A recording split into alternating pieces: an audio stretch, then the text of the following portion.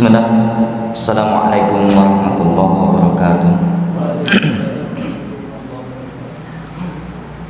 Innal hamdalillah nahmaduhu wa nasta'inuhu wa nastaghfiruhu wa nastahdihi wa na'udzu billahi min shururi anfusina wa min sayyiati a'malina may yahdihillahu fala mudilla lahu wa may yudlil fala hadiya lahu.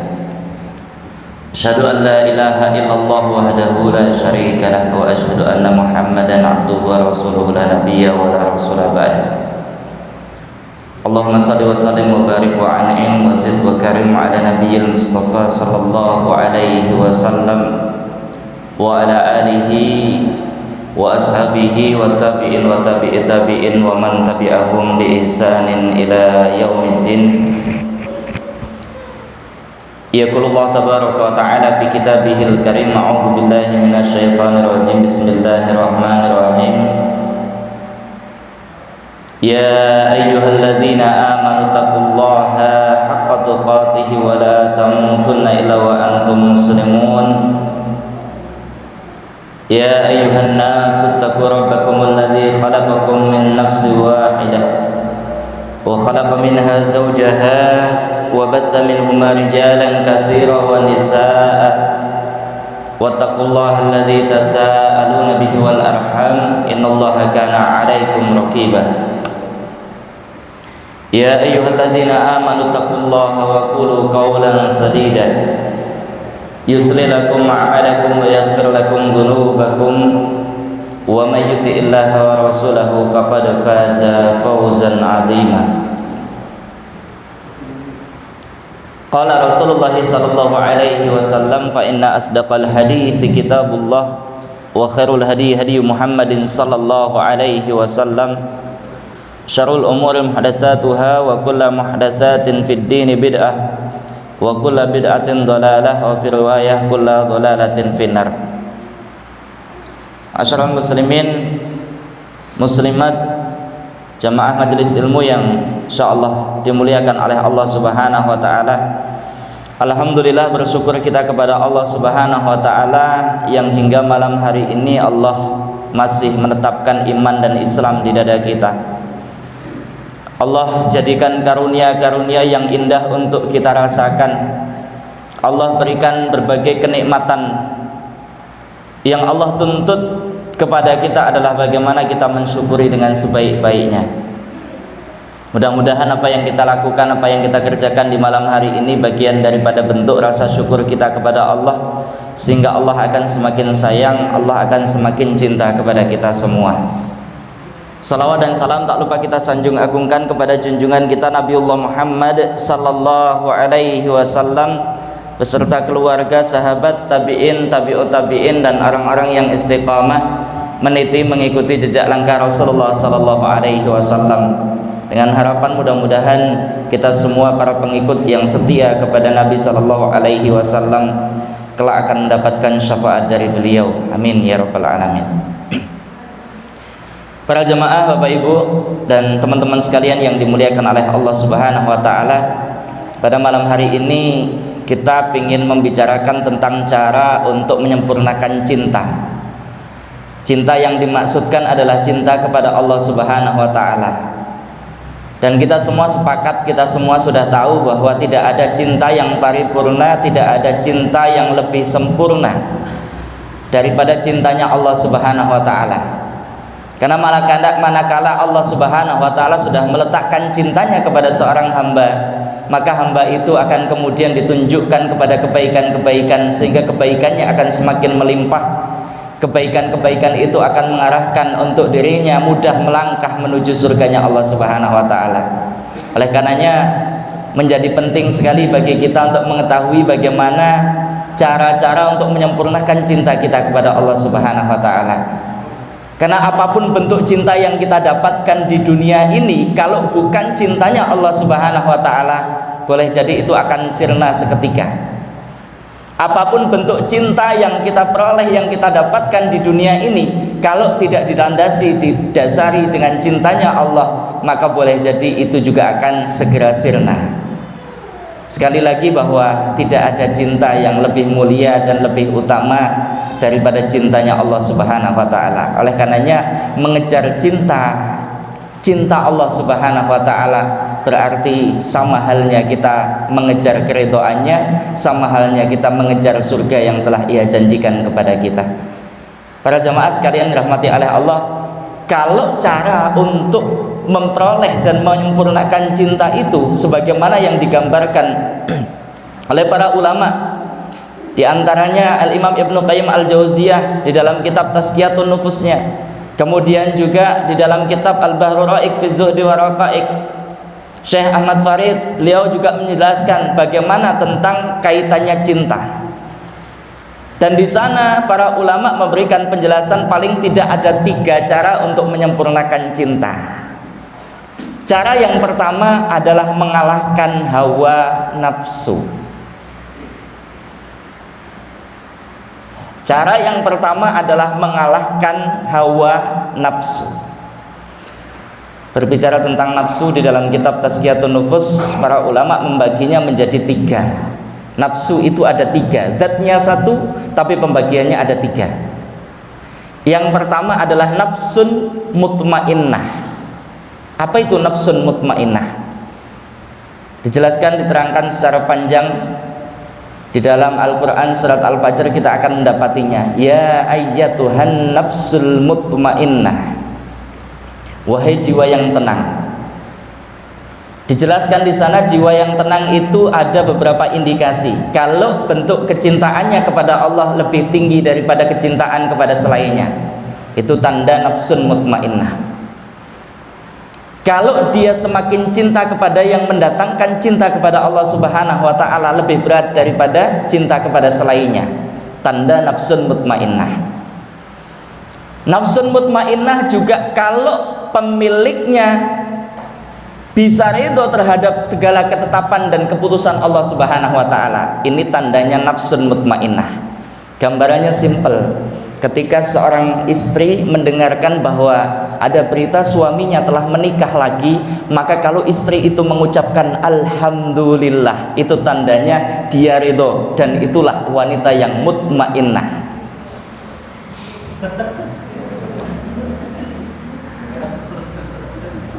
Ada ibu-ibunya di sini ya? Saya pikir nggak ada ibu-ibunya.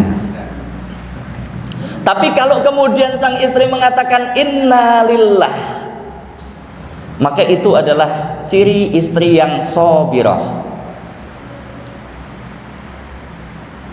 Karena orang yang ditimpa musibah, idza asabathum musibah qalu inna lillahi wa inna ilaihi rajiun, itu sebagai tanda-tanda orang yang bersabar. Tanda orang yang ridho itu kalau ditimpa satu musibah, ya sudahlah, kita ganti contohnya, jangan laki-laki menikah lagi, nanti ada yang protes. Kita misalnya dalam sebuah perjalanan, di tengah perjalanan ban kita tiba-tiba mendadak kempes, Pak. Dar, apa ditengoknya kanan kiri kok nggak ada yang berhenti. Begitu ditengok ternyata punya kita, bannya meletus misalnya. Kemudian kita itu mengucapkan ucapan keridhaan alhamdulillah, berat atau tidak ini? Berat mana mengucapkan innalillah dengan alhamdulillah? Ditimpa musibah kok ucapannya alhamdulillah, sampai orang yang melihat juga bingung. Kamu ini mendapatkan musibah, ucapan malah alhamdulillah, maunya apa gitu ya? Ini tanda kalau dia ridho terhadap ketetapan Allah. Ya mau diapakan juga banyak sudah terlanjur kempes. Kalau kemudian kita tidak mau menerimanya, justru yang terjadi adalah menolak takdir. Coba kalau tadi tidak lewat sini, coba kalau tadi, sudah. Itu bagian-bagian daripada bentuk kita menolak ketetapan Allah Subhanahu wa taala. Kalau kita tidak bisa ridho, maka minimalnya adalah inna lillahi wa inna ilaihi rajiun. Allahumma ajirni fi musibati wa khlufni khairan minha. Ya Allah, berikanlah ganjaran yang terbesar, ganjaran yang terbaik atas musibah yang menimpaku ini, dan berilah ganti yang lebih baik daripadanya. Para jamaah sekalian, Bapak Ibu yang dimuliakan oleh Allah Subhanahu wa taala, ini nafsun mutmainnah. Di dalam surat Al-Fajr ketemu tadi ayatnya. Hafal semua ya. Ya ayyatuhan nafsul mutmainnah. Ada yang hafal? Yang hafal boleh pulang duluan. Irji'i ila rabbiki radiyatan mardiyah fadkhuli fi ibadi wadkhuli jannati. Jelas ini adalah ungkapan tertinggi bagi nafsun mutmainnah. Ya, nafsun mutmainnah. Yang kedua, ada nafsu yang kedua. Nafsu yang kedua adalah nafsul lawwamah. Lawwamah itu memiliki makna menyesal. Karena pada nafsul lawwamah itu tergabung dua kemungkinan, kemungkinan taat dan kemungkinan maksiat. Maka nafsunya disebut dengan nafsul lawwamah karena dia akan ada bentuk-bentuk penyesalan dari apa yang sudah dia kerjakan, dari apa yang sudah dia perbuat, maka kemudian akan terjadi penyesalan-penyesalan. Nah, kita cenderung yang mutmainnah atau yang lawwamah. Ada bentuk penyesalannya. Kalaulah tidak penyesalan di dunia, nanti penyesalan di akhirat. Misal, kita sama-sama punya waktu 24 jam. Ya Allah, saya ini punya waktu 24 jam dalam sehari. Fulan bisa hatam 1 juz dalam setiap harinya. Dengan waktu 24 jam itu, kenapa saya tidak? Menyesal dia. Ya Allah, saya kan punya waktu malam. Malam disebut dengan malam itu kalau sudah terbenam matahari umumnya kita. Tapi kalau orang Arab itu menyebut malam itu kalau sesudah Isya. Makanya Isya itu masuk kepada waktu sore. Taruhlah 8 jam dalam malam kita, tapi ternyata 11 rakaat terasa berat sekali, tidak mampu kita kerjakan. Kemudian ada bentuk penyesalan. Ya Allah, 8 jam loh waktu saya. Fulan bisa mengerjakan 11 rakaat, bahkan ziyadah, bahkan lebih daripada itu, tapi saya ternyata tidak mampu mengerjakannya. Ya Allah, saya punya waktu yang sama. Fulan bisa berpuasa, ternyata saya tidak. Ya Allah, saya punya harta yang sama. Ya, ternyata dia ringan untuk memberikan, sementara saya tidak. Ada bentuk-bentuk penyesalan. Dan ini nanti nafsul lawwamah di akhirat itu akan terbagi menjadi dua. Mereka yang tercela dan mencela, dan mereka yang mencela tapi tidak tercela. Itu ketika nanti hidup di akhirat. Maksudnya bagaimana? Ketika di akhirat nanti dihadapkan dengan timbangan-timbangan dari amalan-amalannya. Semua kita kan akan dibangkitkan oleh Allah Subhanahu wa taala, dinampakkan semua amalan-amalan kita, ditimbang semuanya. Maka kemudian di situ ada orang yang mencela dirinya masing-masing. Ya Allah, alangkah ruginya waktuku di dunia. Seandainya waktu itu saya gunakan untuk qiyamul lail, untuk tilawatil Quran, untuk menunaikan kewajiban dan seterusnya. Dia mencela dirinya, tapi dia tidak melakukan dosa. Dia mencela dirinya, tapi tidak tercela. Tapi ada orang-orang yang kemudian mereka mencela dirinya karena melakukan dosa-dosa, sehingga kemudian dia juga tercela di hadapan Allah Subhanahu wa taala. Maka nafsul lawwamah ini hanya ada dua kemungkinan. Dia mencela dirinya tapi tidak tercela karena hanya ketinggalan amalan-amalan utama saja. Karena kalau nanti kita akan melihat bagaimana cara seorang hamba, Waalaikumsalam warahmatullahi wabarakatuh, seorang hamba mendekatkan diri kepada Allah Subhanahu wa taala, maka ada orang-orang yang mendekatkan diri kepada Allah Subhanahu wa taala dengan mengamalkan amalan-amalan yang fardu. Para ulama menyebutnya orang-orang yang mendekatkan diri kepada Allah dengan amalan-amalan yang fardu, mereka adalah orang-orang yang mencintai. Ada orang-orang yang mendekatkan diri kepada Allah Subhanahu wa taala dengan amalan-amalan yang sunnah. Wa ma taqarrabu ilayya bin nawafil. Orang-orang yang mengamalkan amalan-amalan yang sunnah, mendekatkan diri kepada Allah, maka itu disebut oleh para ulama sebagai orang-orang yang dicintai. Nah, tinggal bagaimana kita hari ini. Kalau kita hanya sekedar menunaikan yang wajib, 5 waktu tidak kita tinggalkan, Ramadan tidak kita tinggalkan, zakat kita tunaikan, yang sudah punya kewajiban untuk berhaji, kemampuan untuk berhaji kemudian ditunaikan, berarti itu adalah orang-orang yang mencintai. Tapi kalau kemudian yang wajib kita tunaikan, yang sunnah kita kerjakan, 12 rakaat rawatibnya itu tidak kita tinggalkan, atau mungkin 10 rawatibnya tidak kita tinggalkan, saum Senin dan Kamisnya senantiasa kita lazimi, ayyamul bidnya kita kerjakan, maka ini kategorinya sebagai orang-orang yang dicintai. Antara mencintai dengan dicintai tentu akan beda. Dia mencintai Allah, bentuknya apa? Mengerjakan yang wajib. Tapi kalau dia tidak mencintai Allah, maka yang wajib pun akan dia tinggalkan. Bagaimana mungkin dia akan masuk kepada kategori yang dicintai kalau mencintai Allah saja tidak? Yang wajib tidak dia kerjakan, kok yang sunnah dia kerjakan?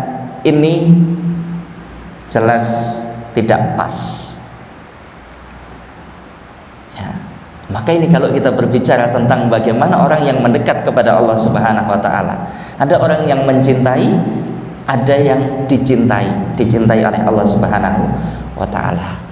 Nah, jamaah yang dimuliakan oleh Allah, itu nafsu yang kedua, namanya adalah nafsul lawwamah. Nafsul lawwamah. Yang ketiga adalah nafsun amaratun bisu. Nafsu yang mengarahkan kepada keburukan, menyeru mengarahkan kepada keburukan. Dan Allah telah singgung di dalam ayatnya, inna nafsa la amaratun bisu. Sesungguhnya nafsu itu cenderung mengarahkan kepada keburukan-keburukan. Nafsu yang buruk, nafsu yang diperturutkan. Karena sifat nafsu makanya kadang-kadang disebut sebagai hawa. Sebagaimana nama ibu moyang kita yang pertama itu namanya adalah Hawa, karena memang darinya pertama kali itu ada keinginan. Makanya nanti kita akan melihat para bapak dan ibu sekalian yang dimuliakan oleh Allah Subhanahu wa taala, ketika Allah Subhanahu wa taala memberikan satu rambu-rambu agar kita tidak memperturutkan hawa nafsu, maka Allah telah menjanjikan bentuk-bentuk kemuliaan bagi siapa yang mampu menahannya. Dan Allah telah memberikan satu konsekuensi dan sanksi kehinaan bagi siapa yang memperturutkan hawa nafsunya. Coba kita lihat, kita cek kembali Pak. Di dalam kitab Syiaru A'lam An-Nubala jilid yang pertama, yang diceritakan tentang bagaimana penciptaan Adam alaihi salam sampai kemudian beliau diturunkan ke bumi, yang ditulis oleh Imam Ad-Dhahabi rahimahullah. Di sana menjelaskan, menerangkan tentang bagaimana kehinaan yang diterima oleh Nabiullah Adam alaihi salam pertama kalinya diturunkan di bumi, lantaran terdorong kepada hawa nafsunya, memperturutkan kepada hawa nafsunya, yang pada hari itu sebenarnya Allah telah memberikan sebuah larangan untuk tidak mendekati satu pohon, tidak boleh memakan buahnya. Buah apa namanya Pak? Buah apa namanya Pak? Siapa yang ngasih nama Khuldi Pak? Siapa yang ngasih nama Khuldi? Hah? Dari sononya Pak? Sono yang mana ini? Yang ngasih nama Khuldi itu setan, iblis Pak. Kalau kita kemudian memperturutkan mengikuti, jangan-jangan kita ngikut-ngikut itu. Hati-hati makanya. Banyak nama-nama yang disematkan oleh iblis hari ini tuh laku keras gitu ya. Allah tidak pernah menyebut namanya itu buah Khuldi. Allah menyebut wala taqraba hadhihi syajarah, dan janganlah engkau mendekati pohon ini.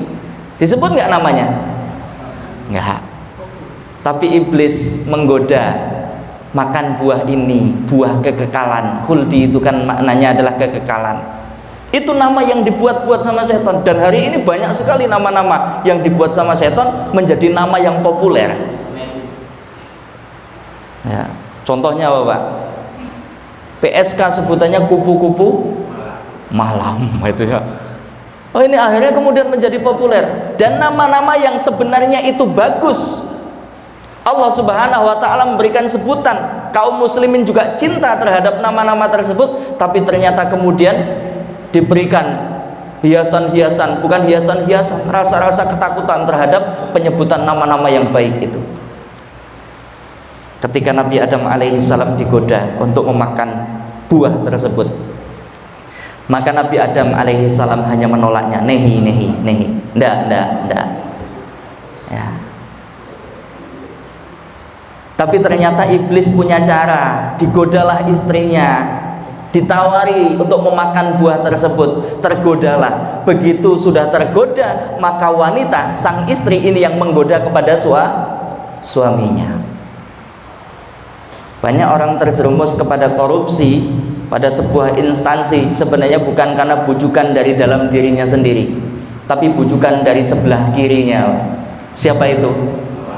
Hawa. Ya kalau Hawa yang itu jauh itu, Hawa yang ada di sampingnya itu yang dekat itu. Sudah Nabi, kapan lagi kesempatan itu? Ya, kapan lagi kesempatannya? Rumah kita toh juga sudah hampir roboh, masa iya sih Bi ini mau ditempati terus sampai kapan? Anak kita sebentar lagi loh Bi mau nikah, masa iya nanti rombongan menantu kita mau diinapkan di sini, kira-kira gimana? Sudah Nabi sedikit aja, nggak ketahuan gitu. Cicip lah sedikit, kok enak yang sedikit itu, tambah lagi, lama-lama ketangkap KPK. Jamaah sekalian dirahmati oleh Allah Subhanahu wa taala. Jadi Nabi Adam alaihissalam ketika kemudian digoda sama iblis, memakanlah buah itu. Ya, tergoda untuk memakan buah itu. Bisa kita bayangkan Bapak Ibu sekalian dirahmati oleh Allah, karena hawa nafsunya yang tidak bisa dikendalikan, maka kemudian dia dijatuhi sebuah konsekuensi, diturunkan ke bumi. Betul memang Nabi Adam alaihi salam itu diciptakan, pada awal penciptaannya Allah telah menyampaikan kepada malaikat, inni ja'ilun fil ardi khalifah, aku akan menciptakan seorang khalifah di atas muka bumi itu. Adam alaihi salam maksudnya diciptakan untuk menghuni bumi, untuk mengatur bumi pada waktu itu. Tapi awalnya diciptakan oleh Allah, ditempatkan di dalam surga. Dan Allah menciptakan Nabi Adam alaihissalam pada hari Jumat, dimasukkan ke dalam surga pada hari Jumat, dikeluarkan dari surga juga pada hari Jumat. Kita bisa bayangkan Bapak Ibu sekalian, di surga itu semua makanan bentuk sayuran yang ada di belakang itu ya, yang ada gambarnya seperti itu semua ada. Minuman berbagai macam bentuk minuman itu ada. Buah-buahan berbagai macam bentuk buah-buahan semuanya ada. Bahkan seandainya kita kemudian terbesit di dalam hati melihat burung-burung yang sedang terbang, kemudian kita tergambar keinginan seandainya burung itu bisa aku makan, maka dia akan datang dalam keadaan sudah terpanggang. Semua makanan ada dipersilakan, semua buah-buahan ada dipersilakan, semua minuman ada dipersilakan. Tapi penghuni surga, penduduk surga tidak pernah merasakan yang namanya buang air besar, tidak pernah disibukkan dengan buang air kecil. Semua makanan yang dinikmati akan keluar dalam bentuknya keringat, dan keringatnya itu beraroma wangi, Pak. Penduduk surga itu diturunkan ke bumi kira-kira untuk tamasya, jalan-jalan, rihlah, atau untuk apa Pak? Nabi Adam alaihissalam diturunkan ke bumi, keduanya pasangan suami istri tersebut dipisahkan selama 40 tahun lamanya, dipisahkan dalam jarak yang begitu jauh, tidak diketahui di mana rimbanya, diturunkan dengan keadaan terpisah. Kemudian di bumi juga dipersiapkan ada buah-buahan. Betul, Allah itu menciptakan 100 kenikmatan, 99 ditinggalkan di surga, satu saja yang diturunkan ke bumi. Itu sudah menjadikan kita terlena, betul nggak? Pisang yang kita lihat, ada pisang kepok, kapok, jantan, muli, apalagi emas, pisang apalagi lah, pokoknya berbagai macam pisang. Itu sebenarnya namanya cuma satu, Pak. Sementara yang ditinggalkan di surga itu masih 99. Kira-kira kalau yang satu itu saja sudah beraneka ragam, jeruk misalnya diturunkan ke bumi dengan beraneka ragamnya, apalagi misalnya kira-kira yang 99 itu yang masih ditinggalkan, ragamnya seperti apa, Pak? Nggak kebayangkan ya. Ini ternyata sudah menjadikan kita terlena luar biasa melihat dunia ini ya. Melihat dunia itu kan sudah sesuatu yang kayaknya melenakan betul gitu ya. Itu. Nah, Nabi Adam alaihi salam menikmati apa yang ada di bumi itu. Tapi ada satu yang tidak dipikirkan. Ketika di surga menikmati kenikmatan-kenikmatan yang dipersiapkan sama Allah Subhanahu wa taala, itu tidak pernah kemudian disibukkan untuk buang hajat, untuk buang air besar, buang air kecil, nggak ada. Tapi ketika di dunia dimakanlah pisang, dimakanlah apalagi, dimakan apalagi, ternyata setelah itu ada perasaan mules, Pak.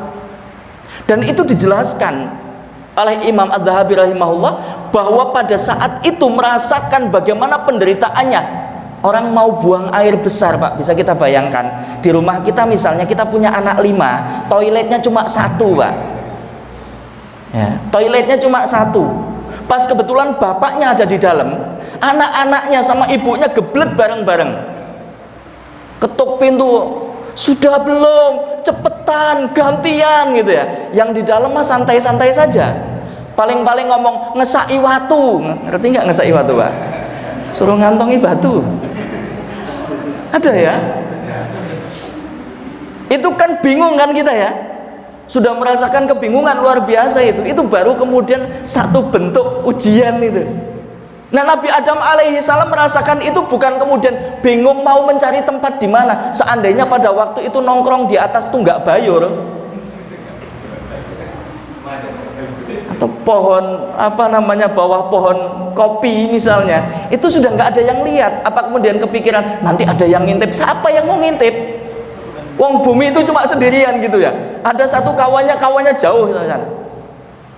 Tapi Nabi Adam alaihissalam itu sebelumnya tidak pernah merasakan mules apa ini, perasaan apa ini. Begitu juga setelah minum, rasa lagi perasaan itu, bingung lagi dia. Ini apa ini? Kebingungan yang luar biasa. Itu bentuk penderitaan karena tidak bisa menahan hawa nafsunya, Allah turunkan ke bumi. Maka salah kalau kemudian kita mengatakan bahwa bumi ini diciptakan untuk kita nikmati. Bumi ini dijadikan untuk kita sebagai bentuk ujian untuk kita, Pak. Itu yang harus kita pahami ya. Jadi kita diciptakan di atas muka bumi ini sebagai bentuk ujian untuk kita. Kita merasakan berbagai macam ujiannya. Kalau mau nikmat, ya di surga. Yang dirasakan setelah dipertemukan lagi. Di akhirat kelak, itu kan kita disandingkan dengan 72 bidadari. Ada yang punya tambahan, istrinya 4 berarti 72 tambah 4. Kan gitu ya. Kalau istrinya sudah meninggal lagi juga kemudian menikah lagi, ada yang berganti istri barangkali, itu juga dipersiapkan. Kalau semuanya soleh solehah itu ya dipertemukan. Kalau tidak ya nanti mungkin akan menjadi milik orang lain karena suaminya tidak soleh kan gitu. Nah, ketika di akhirat itu juga sama diberikan rasa itu sama. Nah, ini ketika kemudian di dunia dipersatukan kembali antara Hawa dan Adam, maka perasaan yang kecenderungan antara kedua belah pihak itu juga sama. Tapi ternyata di akhirat itu tidak ada. Ketika berada di dalam surga, di alam surga itu tidak ada yang terjadi setelah cintanya itu tadi bersemi. Tapi ketika di bumi setelah cintanya bersemi ternyata mulai bobot. Tahu bobot ya, Pak ya? Hamil. Tambah lama. Saya membaca dalam sebuah riwayat, ternyata kehamilan pertama yang dirasakan oleh Hawa itu tidak 9 bulan, Pak. Saya membacanya kalau tidak salah 9 tahun, Pak.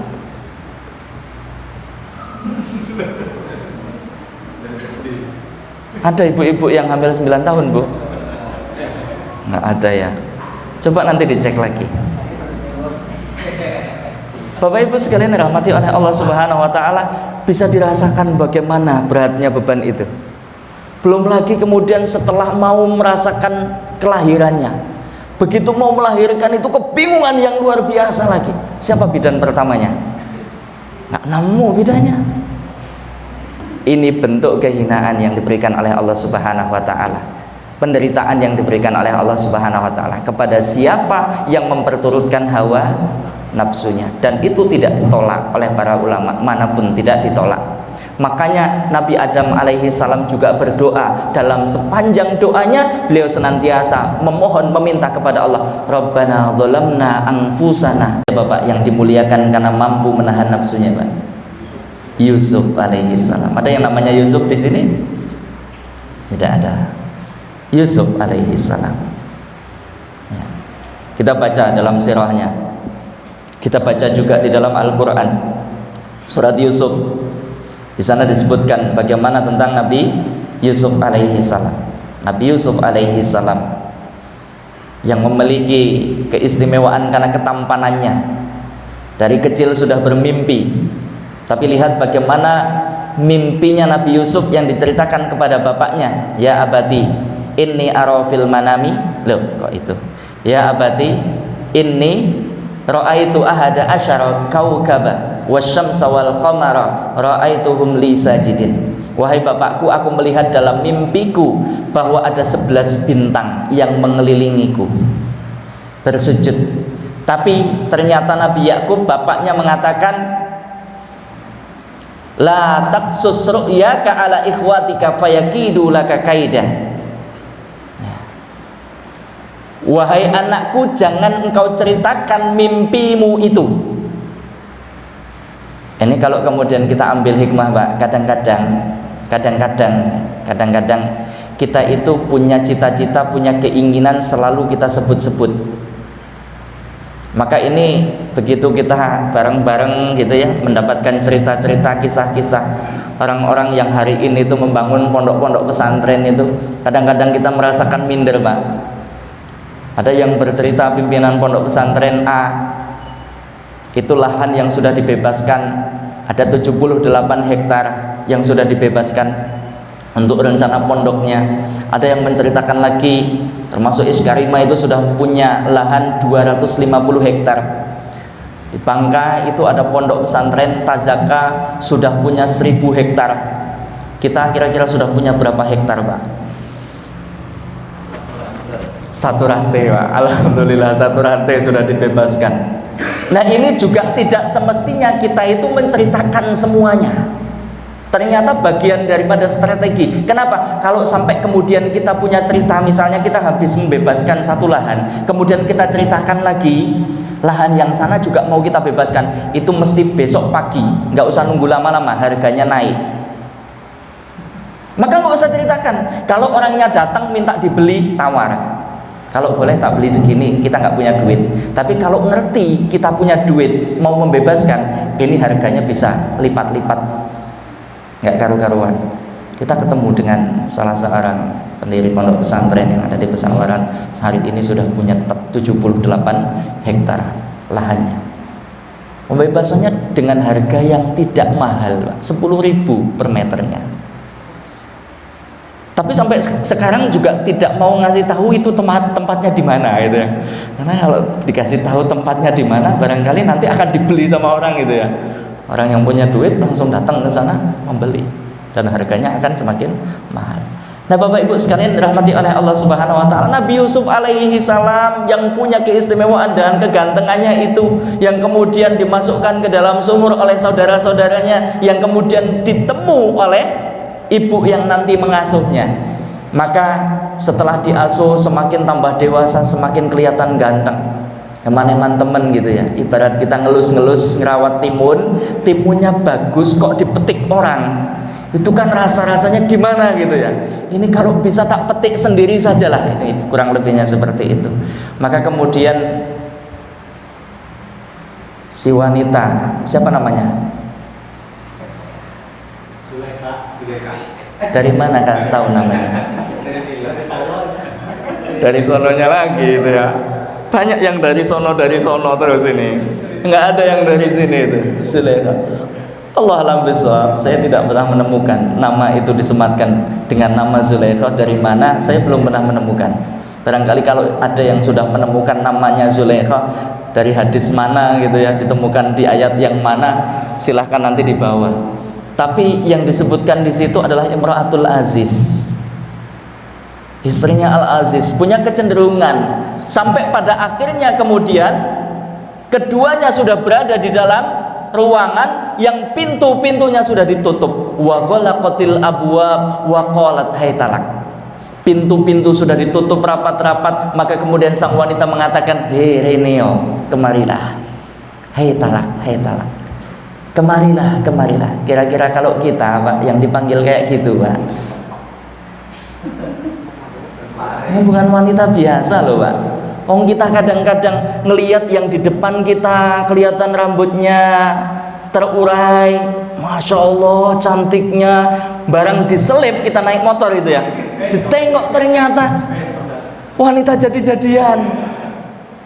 Atau kalaulah tidak, mungkin wanita gadis usia 60-an, Pak. Itu ya. Ini jamaah yang dimuliakan oleh Allah Subhanahu wa taala. Makanya Allah kemudian mengatakan, walaqad hammat bihi wa hamma biha laula ara'a burhana rabbi. Sesungguhnya keduanya punya kecenderungan, keduanya punya keinginan. Nabi Yusuf punya keinginan, Imra'atul Aziz juga punya keinginan terhadap Nabi Yusuf alaihi salam. Tapi Nabi Yusuf alaihi salam ternyata kemudian dibimbing oleh Allah, diberikan petunjuk oleh Allah Subhanahu wa taala. Laula ara'a burhana rabbi. Kalau sekiranya bukan karena petunjuk yang diberikan oleh Allah Subhanahu wa taala, niscaya keduanya akan terjerumus ke dalam dosa. Apa bentuk petunjuk yang diberikan oleh Allah kepada Nabi Yusuf alaihi salam pada waktu itu? Lihat di dalam tafsirnya, Pak. Nabi Yusuf ditampakkan oleh Allah akan kesolehan bapaknya. Itu menjadikan Nabi Yusuf alaihi salam kemudian menghindar dari dosa tersebut. Nanti kita lanjutkan ya, atau kita cukupkan? Kita lanjutkan insyaallah. Allah a'lam bishawab.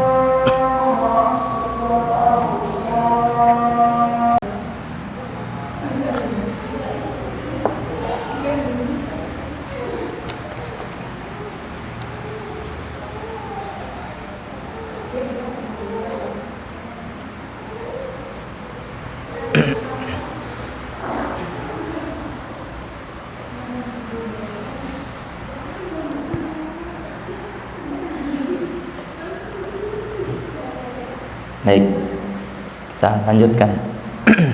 Alhamdulillah, salatu wassalamu ala rasulillah wa la hawla wa la quwata illa billah. Bapak Ibu dan jamaah sekalian yang dimuliakan oleh Allah Subhanahu wa taala, masih pada poin yang pertama, cara kita untuk menyempurnakan cinta kepada Allah Subhanahu wa taala, yaitu dengan mengalahkan hawa nafsu.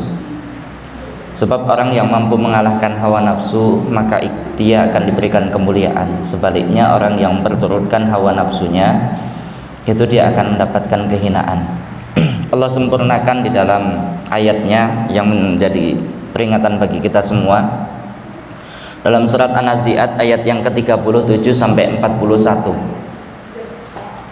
Allah Subhanahu wa taala firmankan, fa amma man tagha wa atharal hayatad dunya fa innal jahima hiyal ma'wa wa amma man khafa maqama rabbih wa nahan nafsa 'anil hawa fa innal jannata hiyal ma'wa.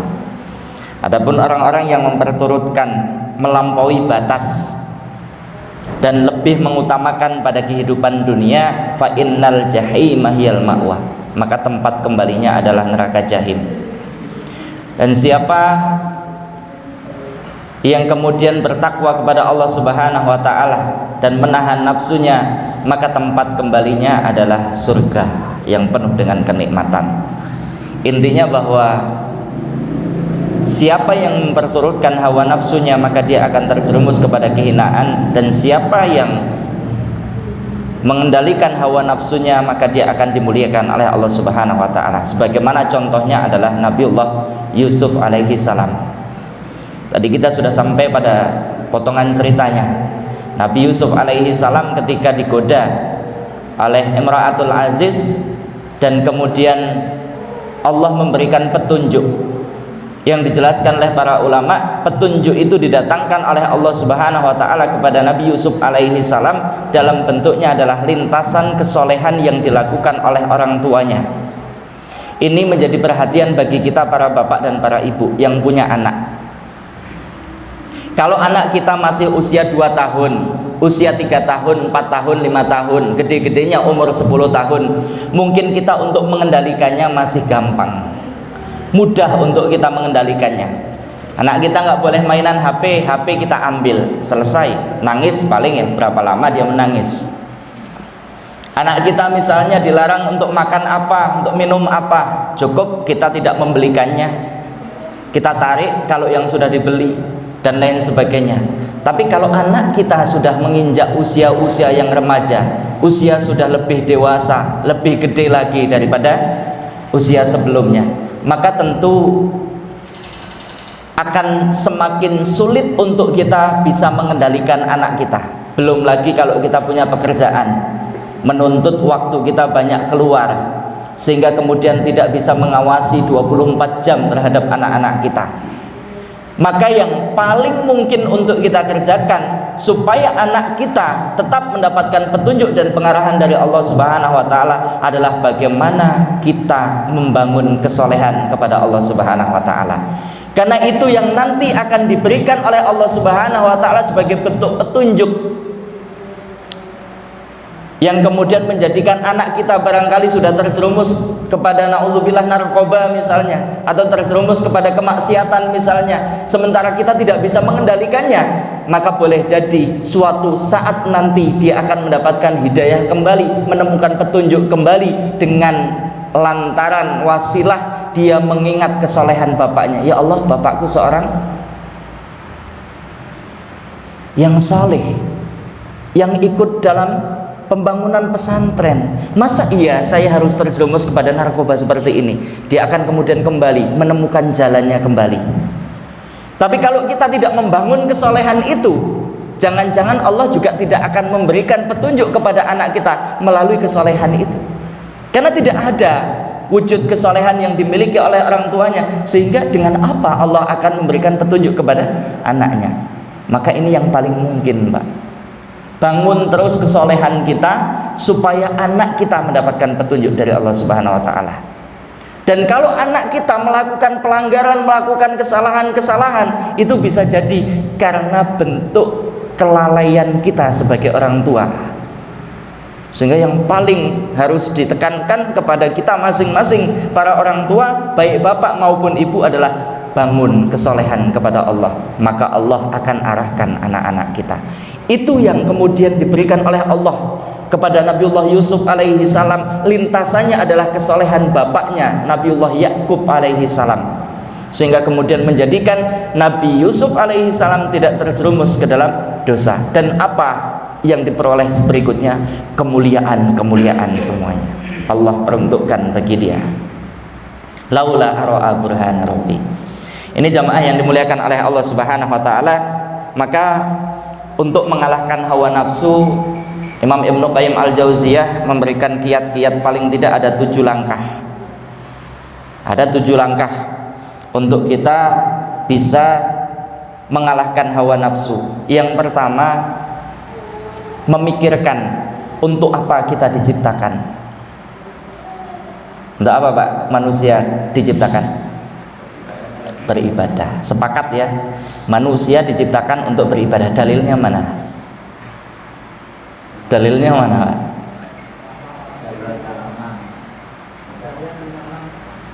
Bukan min syarril waswasil khannas alladzi yuwaswisu fi sudurin nas kan ya? Bukan ya, bukan. Tapi yang benar, wa ma khalaqtul jinna wal insa illa liya'budun. Surat Ad-Dariyat ayat yang ke-56. Jelas, ketika kita mengetahui bahwa kita diciptakan di atas muka bumi ini bukan untuk memperturutkan hawa nafsu, melainkan Allah ciptakan kita agar kita beribadah hanya kepada Allah Subhanahu wa taala. Maka dengan itu kemudian kita akan berupaya sekuat kemampuan kita, sekuat tenaga kita untuk bisa mengalahkan hawa nafsu itu, untuk tidak memperturutkan hawa nafsu itu, untuk kita persembahkan pengorbanan terbaik, ibadah yang terbaik, amal soleh yang terbaik, supaya kemudian kita dimuliakan oleh Allah Subhanahu wa taala di hadapannya nanti. Wa ma khalaqtul jinna wal insa illa liya'budun. Ya, tujuan diciptakan kita, jin dan manusia, itu adalah untuk beribadah kepada Allah Subhanahu wa taala. Kemudian yang kedua, untuk bisa mengalahkan hawa nafsu, maka hendaknya dia berpikir tentang dampak negatif dari hawa nafsu itu. Ada dampak-dampak negatif memperturutkan hawa nafsu. Yang ketiga, orang yang berakal hendaknya membayangkan jika dia mengikuti hawa nafsunya dan kepedihan yang dirasakan setelah memperturutkan hawa nafsu tersebut. Orang yang berakal, dia akan berpikir ulang atas apa yang dia kerjakan.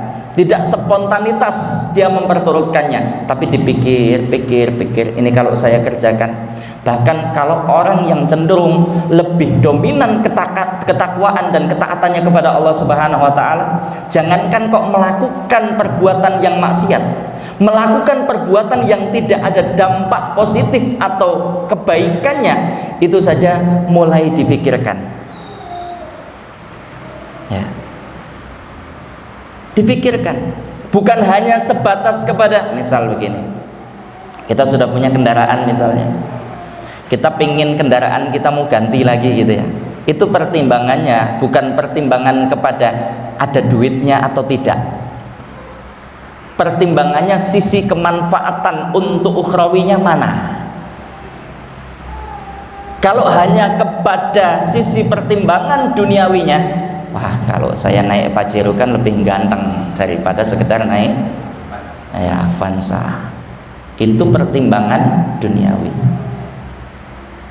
Kalau pertimbangan ukhrawinya, oh saya kalau punya HiS itu yang ikut taklim banyak, sak komplek bisa ikut semua. Masalahnya mau ngikut atau tidak gitu ya. Ini kendaraannya sudah kita beli, sudah kita persiapkan, ayo siapa yang mau berangkat? Nggak ada juga yang mau berangkat, masalahnya gitu. Pertimbangannya adalah pertimbangan ukhrawi. Kemudian yang berikutnya, yang keempat adalah pikirkan hak orang lain. Ketika terbesit hawa nafsu di tengah-tengah aktivitas kita, maka kemudian yang kita pikirkan adalah bagaimana hak orang lain itu akan kita sakiti atau mungkin tergores haknya atau tidak. Yang kelima, pikirkan kenikmatan apa yang akan dia dapatkan dari memperturutkan hawa nafsunya. Apakah kenikmatan semu saja yang dia kemudian inginkan ya. Yang keenam, kecepatan nggak ini? Nggak ya? Ibu-ibu nulis juga ya. Yang keenam, hendaknya dia merenungkan ya, mulianya sebuah kemenangan dari mempertahankan atau mengendalikan hawa nafsu. Dia merenung, kalau saya berhasil menahan hawa nafsu saya, maka berarti ada sisi kemuliaan yang akan saya peroleh. Contoh, kita berpuasa Pak, kalau perhitungan kita ngapain sih makanan-makanan, toh ini makanan punya kita misalnya, halal pisan ya, banyak dan tidak akan habis. Kenapa saya harus capek-capek untuk menahan? Kenapa saya tidak boleh memakannya? Kenapa saya harus menghindarinya? Tapi kalau kemudian kita pikirkan, oh ternyata orang yang berpuasa ketika dia mampu menahannya, dia tidak memakannya, tidak meminumnya, nanti ada waktunya pada saat berbuka puasa. Dan orang yang berbuka puasa, dia mendapatkan dua keistimewaan, dia mendapatkan dua kebahagiaan. Innalisaim inda fitrihi farhatani. Orang yang berpuasa mendapatkan dua kebahagiaan pada saat berbuka puasa, farhatun inda fitrihi wa farhatun inda liqa'i rabbih. Ada kebahagiaan pada saat berbuka puasa, ada kebahagiaan saat nanti bertemu dengan Allah Subhanahu wa taala. Di situ ada kemuliaan yang dia peroleh. Kemudian yang terakhir, yang ketujuh, pikirkan manfaat menentang hawa nafsu.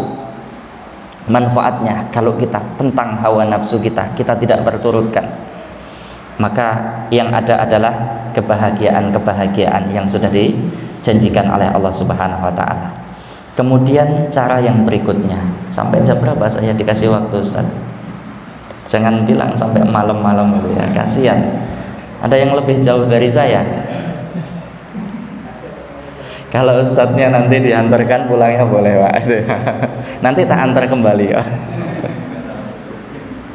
Bapak Ibu sekalian dirahmati oleh Allah. Yang kedua, cara untuk menyempurnakan cinta kita kepada Allah Subhanahu wa taala adalah tidak mengikuti keinginan buruk orang banyak.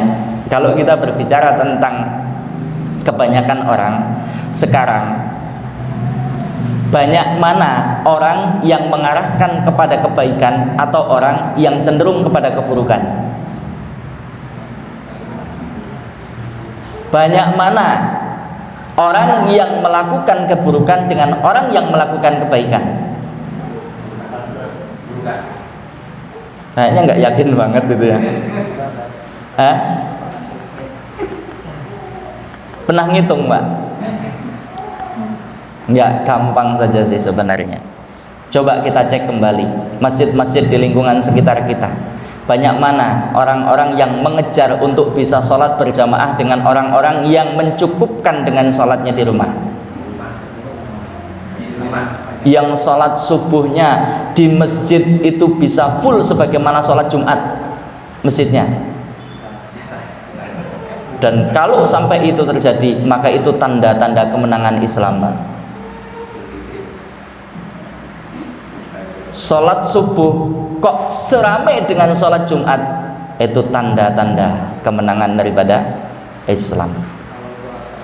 Awal puasa sama akhir puasa malah enggak juga gitu ya. Jamaah sekalian rahmati oleh Allah Subhanahu wa taala. Jadi sekali lagi bahwa Allah juga telah menyebutkan di dalam Al-Qur'an, wa in tuti aktsara man fil ardi yudilluka an sabilihi. Dan kalau engkau mengikuti kebanyakan orang, yang banyak itu cenderung mengarahkan kepada menyesatkan dari jalan Allah Subhanahu wa taala. Maka standar kebenaran itu bukan mengikuti kebanyakan orang. Standar kebenaran itu adalah dari apa yang diturunkan oleh pembuat syariat Allah Subhanahu wa taala di dalam Al-Qur'an, dan sesuai dengan apa yang dicontohkan oleh Nabi kita Muhammad sallallahu alaihi wasallam dan kemudian dijelaskan oleh para ulama salaful ummah. Itu standar kita. Maka kalau kemudian kita masih cenderung kepada ini ngikut yang ini, kan banyak. Belum tentu yang banyak itu kemudian benar, karena standarnya sudah jelas. Maka kalau kita betul dan jujur cinta kita ingin sempurna, jadikanlah standar kebenaran itu bukan mengikuti kebanyakan orang, tapi standar kebenaran itu adalah bagaimana mengikuti aturan yang telah diturunkan oleh Allah Subhanahu wa taala. Jelas ini yang kedua. Yang ketiga, yang terakhir, alhamdulillah. Yang terakhir, tidak mengikuti dan memperturutkan godaan setan. Ya. Dan Allah Subhanahu wa taala sudah mengingatkan berkaitan dengan jalan. Allah Subhanahu wa taala bahkan kalau kita juga kembali lagi kepada poin yang kedua, tidak mengikuti keinginan buruk ya orang-orang yang banyak, maka kemudian Allah Subhanahu wa taala mengingatkan kita di dalam surat Al-An'am ayat yang ke-153. Wa anna hadza siratim mustaqimah fattabi'uhu wa la tattabi'u subula fatafarraqa bikum an sabili.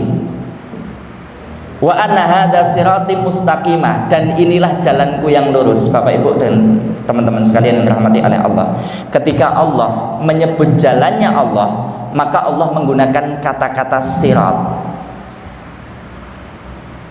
Sebagaimana yang kita minta dalam setiap sholat kita, minimal 17 kali kita meminta sama Allah, ihdinas siratal mustaqim, tunjukkan kepada kami siratal mustaqim, jalan yang lurus. Walaupun setelah kita meminta, begitu dikasih petunjuk sama Allah, ini loh jalan yang lurus, belum tentu juga mau menerima. Betul nggak? Udah orang yang minta, ya Allah ihdinas siratal mustaqim, siratal mustaqim, tapi ternyata begitu dikasih, ini loh jalan yang lurus, belum tentu. Tapi ketika Allah menyebut jalan-jalan yang lain selain daripada jalannya Allah, maka Allah menggunakan kata-kata subul, sabilun subula. Kalau kita mengikuti jalan-jalan selain jalannya Allah, maka cenderung yang demikian itu akan mencerai-beraikan kita. Maka kalau kita pingin bersatu, ikutilah jalan dan petunjuknya Allah Subhanahu wa ta'ala. Yang ketiga tadi, tidak mengikuti godaan setan. Karena pada saat awal mula ketika Allah Subhanahu wa taala menyematkan pada diri iblis laknatullah alaih, disematkan padanya laknat tersebut, maka iblis telah berjanji, fabima aghwaytani, karena engkau telah menyesatkan aku wahai Allah, menyematkan kata-kata kesesatan itu kepada iblis, maka niscaya aku akan menyesatkan mereka dari jalanmu yang lurus. Pengakuan iblis, Pak, bahwa jalannya Allah adalah jalan yang lurus, dan iblis sendiri mengatakan, aku akan menyesatkan mereka dari jalanmu yang lurus. Mengaku kalau jalan Allah itu adalah jalan yang lurus, tapi iblis menolaknya, dan iblis tidak mau kalau masuk ke dalam neraka seorang diri. Maka iblis kemudian ngajak sebanyak-banyaknya pengikut untuk masuk ke dalam nerakanya Allah Subhanahu wa taala. Sementara kita semestinya juga seperti itu, tidak pengen masuk ke dalam surga seorang diri. Apa enaknya kalau kita masuk surga seorang diri? Maka berarti tugas kita selain mengarahkan diri kita untuk masuk ke dalam surga, kita juga mengajak orang lain untuk masuk ke dalam surga. Sampai di sini jelas? Ya. Berarti tugas kita tidak berhenti pada keinginan untuk menuntut ilmu, tapi kita harus meningkatkan keinginan untuk menyebarkan ilmu. Karena kita tidak hanya ingin masuk ke dalam surga, tapi memasukkan orang lain juga, mengajak orang lain juga untuk masuk ke dalam surganya Allah Subhanahu wa ta'ala. Kalau itu ditanamkan dalam benak pikiran kita, dalam hati kita, maka insya Allah tidak ada orang yang diam. Semuanya akan mulai bergerak mengajak orang lain kepada kebaikan-kebaikan, sampai kemudian kita penuhi kebaikan-kebaikan itu dalam rumah tangga kita, keluarga kita, masyarakat kita, ya, sampai kepada negara kita, untuk kemudian melakukan kebaikan-kebaikan. Insya Allah 3 poin ini sebagai sarana untuk kita menyempurnakan iman kepada Allah Subhanahu wa ta'ala. Mudah-mudahan Allah Subhanahu wa ta'ala menjadikan kita mudah untuk menggapai cintanya Allah, karena cintanya Allah adalah cinta yang paripurna. Allah a'lam bishawab. Mungkin saya kembalikan kepada pembawa acara, atau mungkin kalau ada yang didiskusikan atau perlu ditanyakan, monggo dipersilakan. Kalau tidak ada cukup, insyaallah.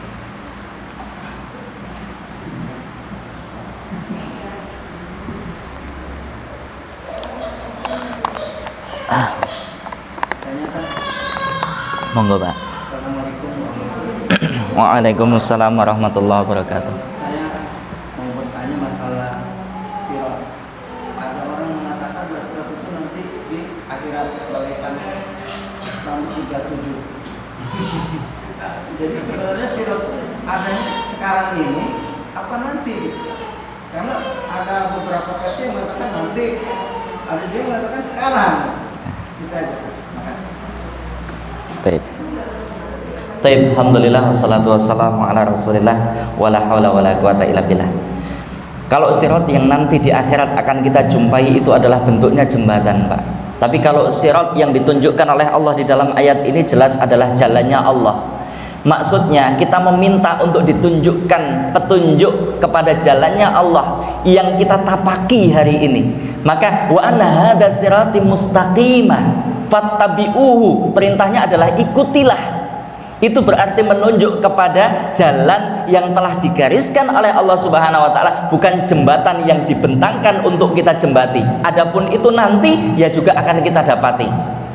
Makanya nanti disebutkan orang-orang yang menjembati siratnya Allah ketika di akhirat kelak, ada orang yang berjalan secepat kilat, ada yang jalannya sambil merangkak, ada yang kemudian seperti binatang yang melata. Masing-masing itu akan memiliki cara yang berbeda-beda, bergantung dengan bagaimana amalnya, bergantung dengan bagaimana beratnya. Kadang-kadang amalnya banyak, tapi karena tanggung jawabnya yang besar, sebagaimana Abdurrahman bin Auf yang dikabarkan oleh Rasulullah SAW nanti akan menjembati sirat dengan cara yang seperti ini. Maka kemudian Abdurrahman bin Auf dalam doanya, ya Allah berikanlah aku kebangkrutan dalam usahaku. Ada orang yang usaha, orang yang tajir, orang yang kaya, mintanya bangkrut, Pak. Tapi karena itu bagian daripada ujian yang diberikan oleh Allah, Allah tidak serta-merta kemudian berikan kebangkrutan. dilalah apa ya? Qadarullah gitu ya. Qadarullahnya ketika kemudian pada masa ketika itu panen kurma yang sudah hampir panen ternyata ditinggalkan, tinggal pergi, sampai kemudian setelah itu dipanen dalam keadaan yang sudah hampir membusuk, itu dibeli sama Abdurrahman bin Auf dengan harga yang normal, dengan harapan mudah-mudahan ini bangkrut, mudah-mudahan ini bangkrut ya, mudah-mudahan ini bangkrut. Ternyata qadarullahnya Pak, ada musim pandemi yang terjadi di Yaman, yang akhirnya kemudian tidak ditemukan obatnya kecuali dengan kurma busuk, yang dengan itu kemudian raja dari sana mengirimkan untuk membeli kurma, dicari ternyata miliknya Abdurrahman bin Auf, dan dibeli tidak hanya dengan harga sebagaimana dia membelinya, tapi 10 kali lipat dari harga dia membelinya. Mau bangkrut tapi mau buntung tapi untung. Berbeda kebalikannya dengan kita, pengennya untung tapi buntung terus gitu ya. Berarti doanya yang harus dibalik kita Pak. Gitu. Kita doa minta untung aja masih buntung, saat kok malah doa mau untung. Jadi sirat itu yang kemudian nanti juga akan kita jembati. Adapun sekarang adalah mengikuti bagaimana aturan yang telah digariskan oleh Allah, yaitu Al-Quran, yaitu sunnah Nabi Sallallahu Alaihi Wasallam. Itu maksudnya. Allah alam bisawab. Ada lagi yang lain? Tidak? Cukup? Cukup. Kalau tidak ada lagi, mungkin kita cukupkan. Ada salah-salah kata, mohon maaf yang sebesar-besarnya, dan kepada Allah mohon ampun. Astagfirullahaladzim li wa lakum wa lisairil muslimin wal muslimat min kulli dhanbin billahi taufiq wal hidayah. Assalamualaikum warahmatullahi wabarakatuh.